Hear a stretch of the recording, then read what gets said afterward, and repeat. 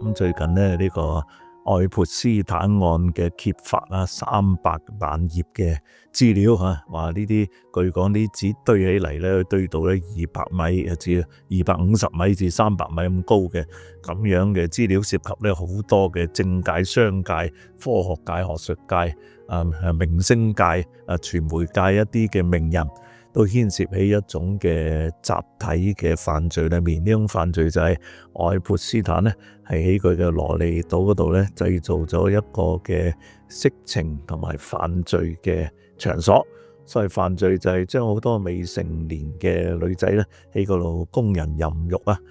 咁呢個事件咧後來被爆出之後，就經過一個記者長期嘅調查。咁呢個記者咧可以話一個相當嘅正義嘅記者啦，佢叫 Julie Brown。咁佢就特別咧係調查咗咧係嗰啲被害者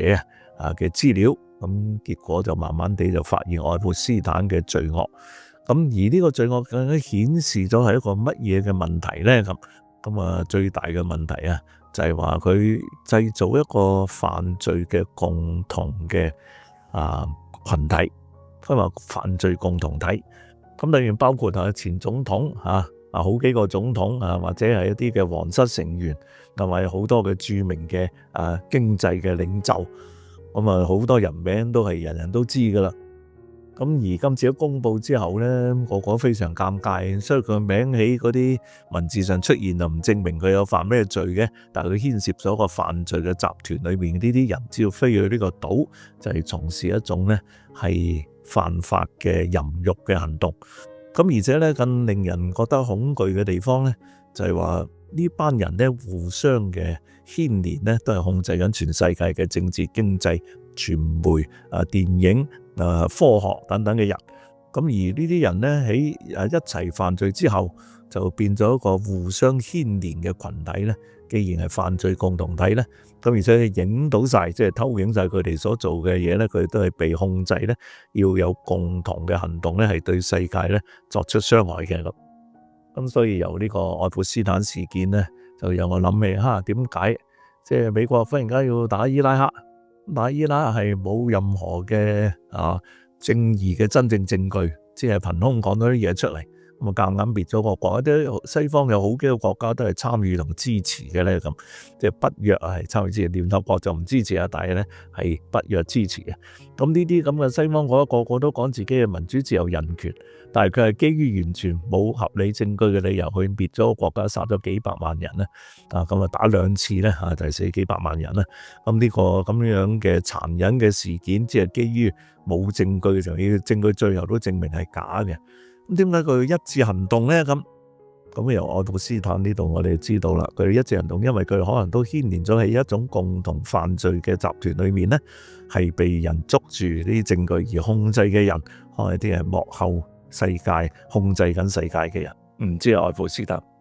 愛潑斯坦咧就係一個表面嘅人物啫嚇。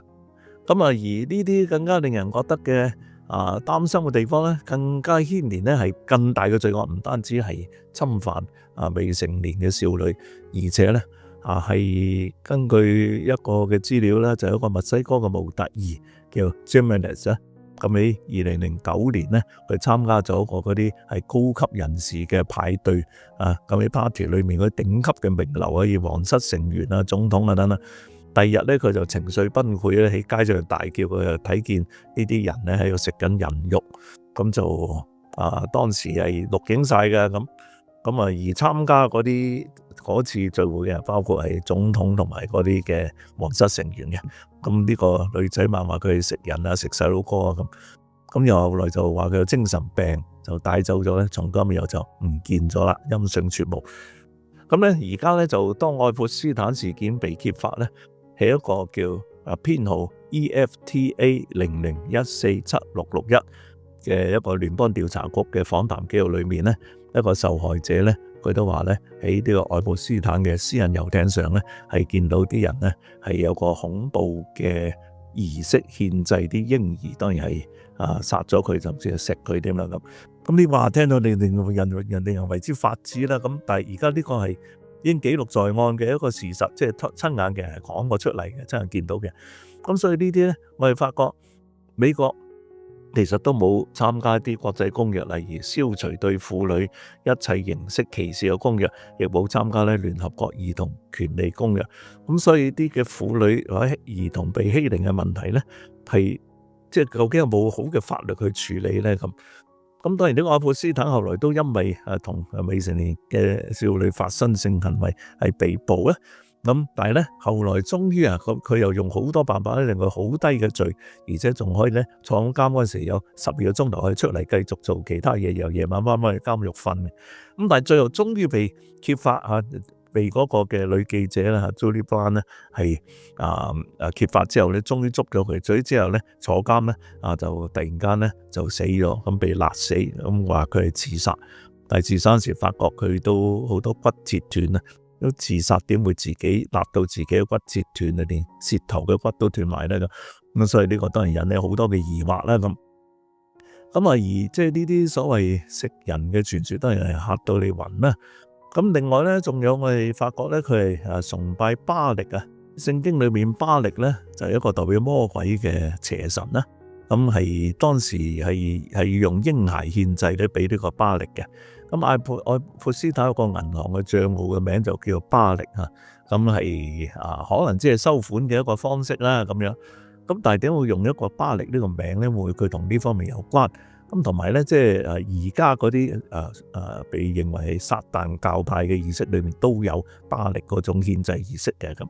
咁而佢仲有個廟噶嘛？個廟咧佢係個建築風格咧係由敍利亞嘅一個沖涼嘅地方個浴場叫Hema Yabouka 咁呢個係個樣係一致嘅。咁而呢個公共浴場點解佢會整個咁嘅廟係公共浴場咁樣咧？但係佢圓頂就似耶路撒冷個清真寺個金頂廟咁樣，咁就顯明呢個愛潑斯坦係佢有某種宗教嘅形式喺裏面。咁而根據一啲研究咧，就話佢呢個浴場即係呢個沖涼嘅地方咧，嗰個字咧嘅字面意思係奴隸咁解嘅。咁而且咧仲係呢個時候最主要就係指嗰個當時嘅土耳其個王朝咧嗰個哈里發政權咧係俾咧一啲嘅其他嘅力量控制緊。咁所以咧而家用呢個咁樣嘅建築物愛潑斯坦就係指喺今日美國嘅或者西方嘅呢啲嘅政治體制後面有一個控制嘅力量，就係佢哋呢班幕後嘅犯罪集團所做。咁以至咧世界點解咁多戰爭又去搞亂人哋國家，又顏色革命係搞人哋暴動點解咁一致嘅去支持咁嘅行動咧？咁呢啲即係讓人諗翻起咧係一個罪惡嘅連鎖性同埋全球性咁喺呢啲問題上咧，就令人發覺會唔會同巴力嘅崇拜、魔鬼嘅崇拜等等係相關咁呢啲等等咧，就會都引起好多嘅有趣嘅討論啦。而且更大嘅問題就係話咧，知情嘅人士咧，差唔多都係死晒嘅。除咗愛潑斯坦自己係被認為係自殺之外咧，而一個即係當時嘅證人咧，喺2025年3月就俾車撞到差唔多重傷而死，後來咧啱啱好翻佢又自殺。另外仲有克林頓嘅時期嘅白宮顧問叫Middleton啦，佢係主要嘅同呢啲案件嘅政界嘅人係聯絡嘅，佢又無端端咧又自殺死咗。當警察喺度調查時，佢就自殺死咗，而且死之前就開槍打碎自己個心口，再能夠企翻起身去上吊，都係令人好多嘅疑惑。仲有咧係德意志銀行嘅愛潑斯坦賬戶嗰個賬戶嘅操盤嗰個人咧亦係咧被調查時就又自殺死咗。而電影嘅製片人咧，一個係俾警方約談之後咧，又自殺咗。呢個都係同愛潑斯坦咧係相關嘅。咁就好多知情人士寫呢度會唔會真係幕後有好多嘅可怕嘅事係喺度，係涉及魔鬼嘅世界。而即係一直流傳就係陰謀論，就話今日西方有個深層政府就係 Deep State 幕後控制嘛。咁 Deep State 咧就係一種能夠控制到最有權勢嘅人嘅方式。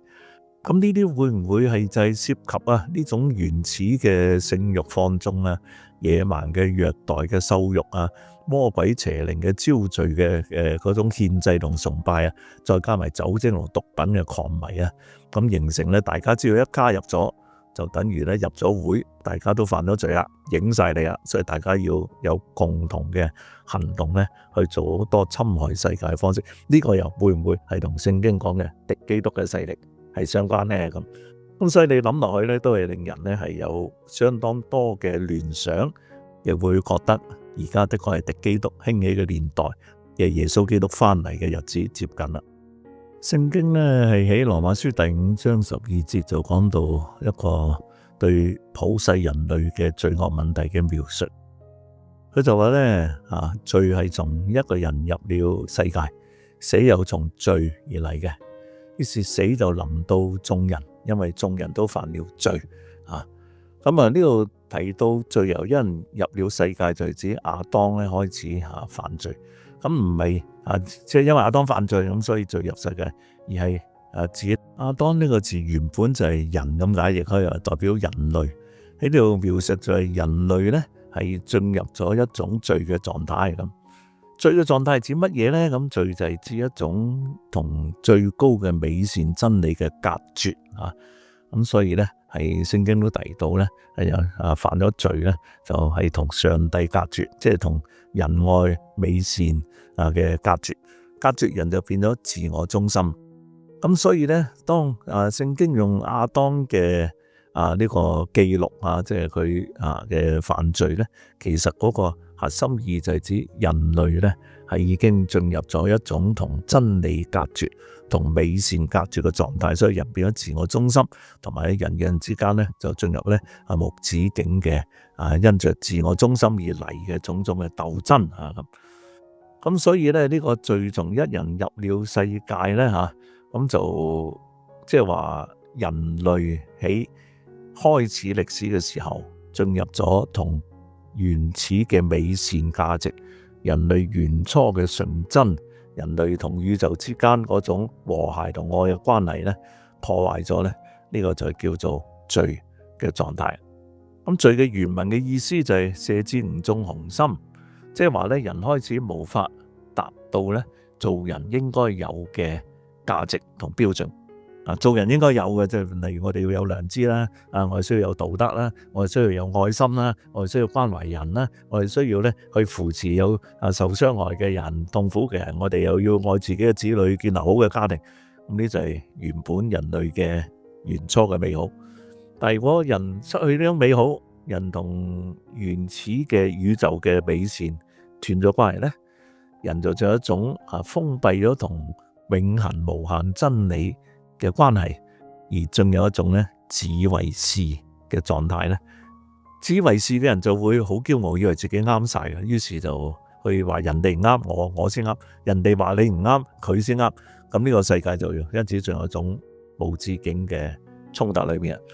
咁而無止境嘅衝突，由思想嘅衝突、睇法嘅唔同，到後來係大家唔同到係我認為我真係你嘅錯，你認為你真係我嘅錯，大家就要通過衝突嘅方式、鬥爭嘅方式、暴力嘅方式，甚至種族與種族之間、國與國之間嘅戰爭嘅方式咧，嚟到要消滅對方咧，就成為人類嗰個罪嘅根源。咁所以罪係具有一個群體性，因為我哋一牽連起呢個罪裏面，例如話當呢個西方嘅列強都話要去打伊拉克嗰陣時，其實係基於冇客觀嘅證據，而無端端殺咗幾百萬人去打人哋別人國家，咁呢個係好大嘅罪。咁但係參與罪嘅人呢，佢哋本身都係喺個群體裏面佢參與咗，佢認為自己為真理、為正義、為民主、自由、人權去消滅一個邪惡國家，但係實質你真係殺咗好多無辜嘅人。咁例如即係當以色列人佢被哈馬斯攻擊，佢去殺翻嗰啲嘅哈馬斯同埋咧係巴勒斯坦人喺加沙。咁哈馬斯當然係罪啦，係咪？佢一個集體嘅罪去攻擊以色列，以色列打翻之後殺嘅人更多，咪殺好多細佬哥，咁就係更大嘅罪。咁每次去殺人放火都話自己基於正義喎，咁呢啲就係罪人。所以罪嘅集體性，今次我哋喺愛潑斯坦事件裏面睇見，更大嘅新嚟嘅罪就唔係只係一個國家或者佢哋要侵略或者要戰爭，而係世界嘅最控制權勢嘅嗰啲人，嗰啲總統嗰啲大有錢佬同埋嗰啲嘅控制傳媒嘅人咧，佢哋集體陷入一個犯罪共同體，而形成一種隔絕上帝、抗拒基督嘅敵基督嘅力量咧。